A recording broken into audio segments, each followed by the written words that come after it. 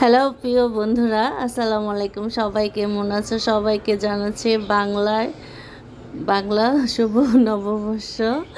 তো পয়লা বৈশাখ আজকে তো পয়লা বৈশাখে আমাদের বাঙালির ঐতিহ্য ইলিশ মাছ। তো ইলিশ মাছ ছাড়া তো জমে না বন্ধুরা। তার ইলিশ মাছের বাজারে যেই আগুন, এমনিতেই ইলিশ মাছ অনেক দাম, আর পয়লা বৈশাখ হিসাবে ইলিশ মাছ আরও দাম বেড়ে গেছে। তা আপনাদের ভাইয়া আমার হাজব্যান্ড কিন্তু সবসময় বেশি বেশি ইলিশ মাছ কিনে।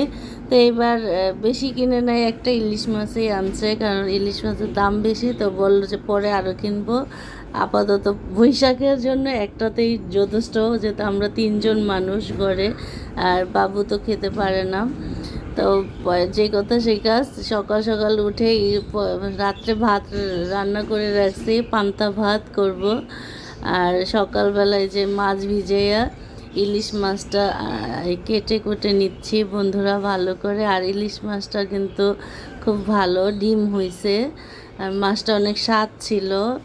তা ইলিশ মাছটা ভালো করে কেটে এদিক দিয়ে আমি আজকে সকাল সকাল অনেক গরম, বৈশাখ দেখে মনে হয় গরম পড়ছে। ঘুমেতে উঠে রান্নাবান্না, এই যে ভর্তার আইটেম অতগুলো, এগুলোর কি শুটকি জানি, নাম জানি না। আর এটা হলো চাপা শুটকি টেলে নিলাম, ওই চুলাতে আলু সিদ্ধ দিয়েছি, আর কতগুলো মরিচ ভেজে নিলাম বন্ধুরা ভর্তার জন্য। আর পান্তা ভাত ভর্তা না হলে জমে।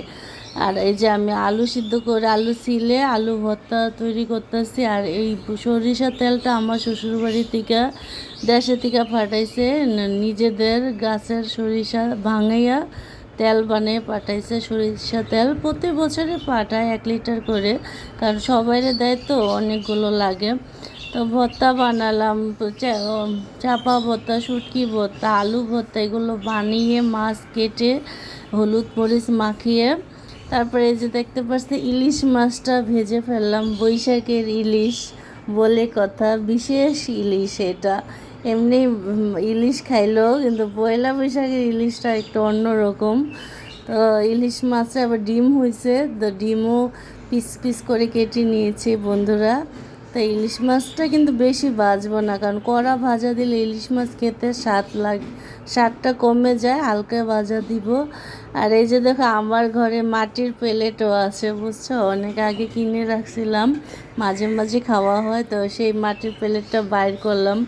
পান্তা ভাত নিয়ে যে আলু ভর্তা, চাপা ভর্তা, ওখানে শুটকি ভর্তাটা, আর এই যে পেঁয়াজ, ইলিশ মাছ ভাজা আর হলো এই যে 1 পিস দিলাম শুকনো মরিচ, তারপরে ডিম নিলাম। সব কিছু মিলিয়ে বৈশাখের একটা উৎসব লাগতেছে এখন, নয় যে মাটির হাঁড়িতে ভাত আর এগুলো সাজানে খুবই ভালো লাগতেছে। তারপরে একটু অল্প পরিমাণ সরিষার তেল উপর দিয়ে প্লেটটা সাজিয়ে নিলাম। তারপরে আর কি বিসমিল্লাহ বলে খাওয়া স্টার্ট করে দিলাম। পয়লা বৈশাখ সবাই তো মোবাইলে দেখি শাড়ি পরে পয়লা বৈশাখের মেকআপ দেখাইতেছে, এইটা সেইটা ঘোরাঘুরি। তা আমি আর কি করব, আমার তো রান্না বান্না শেষ নাই কে।